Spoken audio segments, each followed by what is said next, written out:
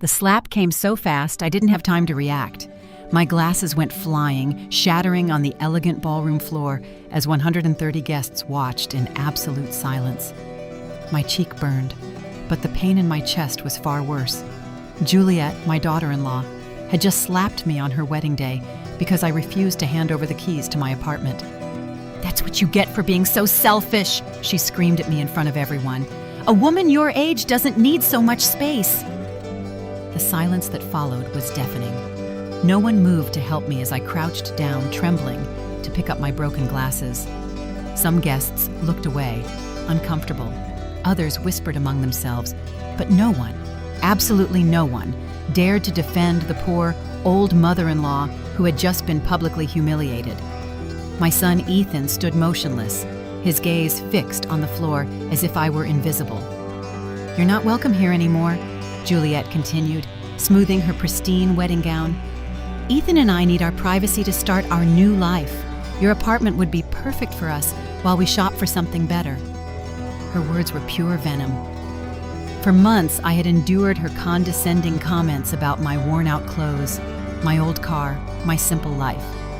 But this had crossed a line that should never have been touched. I rose slowly, feeling all eyes on me like sharp daggers. Tears streamed down my face, but inside, something had changed forever. That slap wasn't just a physical blow, it was the final straw. For years, I had kept a low profile, living with humility and discretion. I had secrets no one, not even my own son, knew.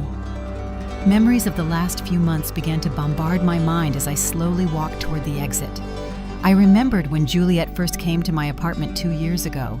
Her face fell when she saw my modest home, my old furniture, my small kitchen. "Seriously? This is where Ethan's mom lives?" she had asked him, her voice just loud enough for me to hear. From that moment on, every visit had been a silent torture. "Aurora, you should move to a smaller place," she had told me 3 months ago during a family dinner. "At your age, you can't maintain such a big apartment. Besides, Ethan and I are thinking of having kids soon. We'll need more space." Her fake smile didn't fool anyone, except my son, who seemed to lose his personality whenever she spoke, acting like a puppet on a string. The humiliations had escalated gradually.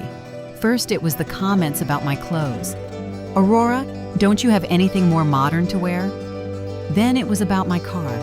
"That car is so old. It's dangerous for you to drive that." Next, it was my part-time job at the local flower shop. "I don't understand why a woman your age is still working instead of relaxing." Each phrase was a small, poisoned dagger stabbing at my self-esteem. My name is Aurora Hughes. I am 68 years old, and all my life, I have been a woman who prefers discretion over ostentation. I work at a small flower shop 3 days a week. I drive a 10-year-old car. I buy my clothes at discount stores. To the outside world, especially to Juliet, I am just a middle-class widow living on a fixed income. But that's exactly the image I have carefully cultivated for decades. What none of those people looking at me with pity knew was that my life had been completely different before my husband passed. My husband, Robert, had not been the office worker everyone believed. We had made a conscious decision to live modestly, to keep our true wealth a secret, to protect our family's privacy in a way that I now understood had been prophetic. As I walked out of the ballroom, the guests' conversations followed me like a toxic cloud. "Poor thing, she looks so fragile," whispered Juliet's aunt. "The bride is right. That woman can't take care of herself anymore," added Ethan's cousin. "She should be in a retirement home, not living alone," another guest commented with false compassion. Each word was like acid pouring on open wounds. The cool temperature of the ballroom's air conditioning contrasted sharply with the suffocating heat in my chest. My hands trembled as I fumbled for my cell phone in my worn black purse, a purse I had used for 5 years, not because I couldn't afford a new one, but because I had learned to value practicality over appearances, something my daughter-in-law would clearly never understand. I dialed a number I knew by heart, a number I hadn't used in over a year because I had naively hoped it would never be necessary. "Carlos, it's Aurora. I need you to come to the Royal Oaks Ballroom immediately. Yes, right now. Bring the documents you know about. It's time for them to know the truth." My voice trembled, but there was a firmness in it I hadn't felt in a long time. "Are you sure, Mrs. Hughes?" Carlos asked with his professional but concerned voice. "Once we do this, there's no turning back."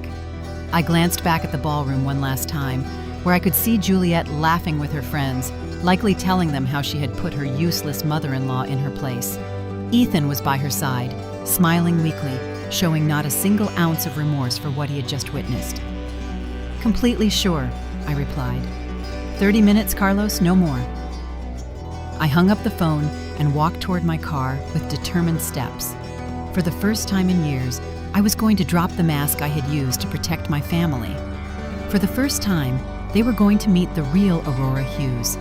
And when that happened, when reality hit their perfect fake worlds, they would understand the true meaning of the word regret.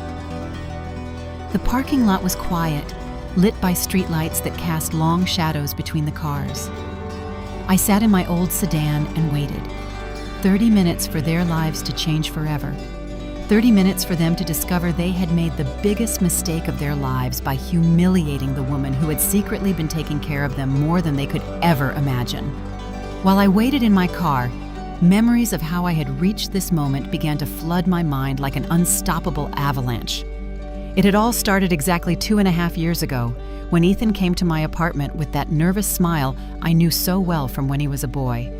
"Mom, I want you to meet someone very special," he had told me. And there she was, Juliet, with her perfectly styled hair, her designer clothes, and that smile that didn't reach her eyes. From the very first moment, I knew something wasn't right. The way she looked at my apartment, evaluating every corner with thinly veiled disdain, told me everything I needed to know about her intentions. "How cozy," she had murmured as she looked at my secondhand furniture and my sun-faded curtains. Her tone suggested the opposite. Ethan, completely blinded by what he believed was love, didn't notice the condescension in her voice. That first dinner had been a silent disaster. Juliet barely touched the food I had lovingly prepared, claiming she was watching her figure. When I asked her about her family, she gave evasive answers, but not before asking me about my financial situation with a curiosity that I found alarming. "And how do you manage on a widow's pension, Aurora? It must be hard to get by on so little money," she had said with fake concern. What Juliet didn't know was that I had been observing her as much as she had been observing me. Over the next few months, I began to notice patterns that put me on high alert. Every time they visited my apartment, she would make comments about how outdated everything was, about how I deserved something better in my golden years. But her eyes always lingered on the details that really mattered. The prime location of the building, the panoramic view from my balcony, the size of the rooms. One day, while Ethan was in the bathroom, I heard her speaking softly on the phone in my kitchen. "Yes, Mom. His mom's apartment is in a super expensive area. If I can get her to move to a smaller place, we could stay here until we have our own place. She's so naive, she'll probably even thank us for helping her with the transition." Her words cut through me like a knife, but I maintained my composure when she returned to the living room, feigning innocence. From that moment on, every interaction with Juliet became a carefully orchestrated performance on both our parts.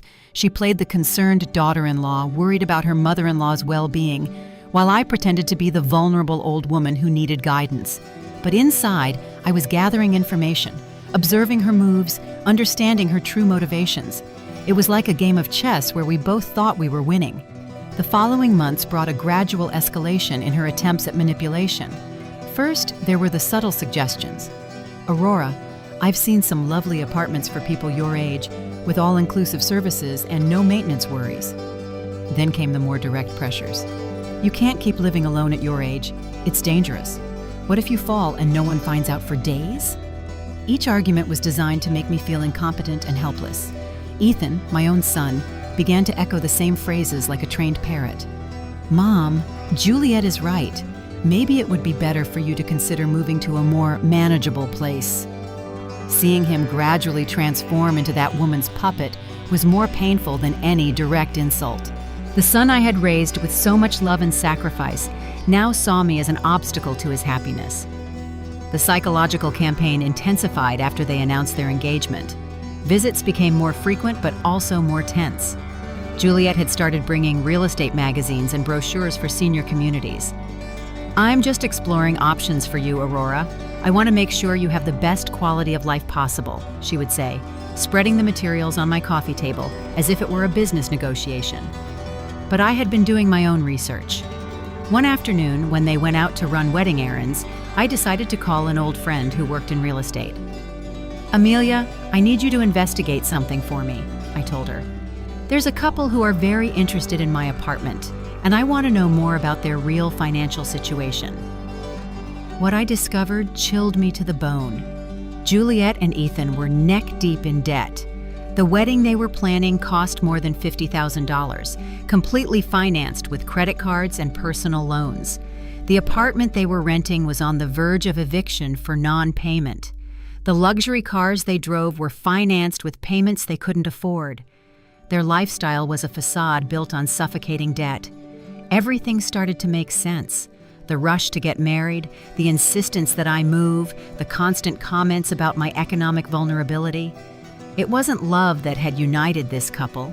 It was the desperate need to find a solution to their financial problems. And my apartment, located in one of the most exclusive areas of the city, was their lifeline.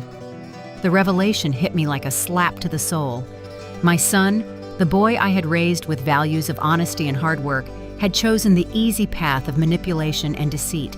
He had allowed an ambitious woman to convince him to see his own mother as a resource to be exploited instead of a person to be loved and respected. In the weeks leading up to the wedding, their attempts became more aggressive. Aurora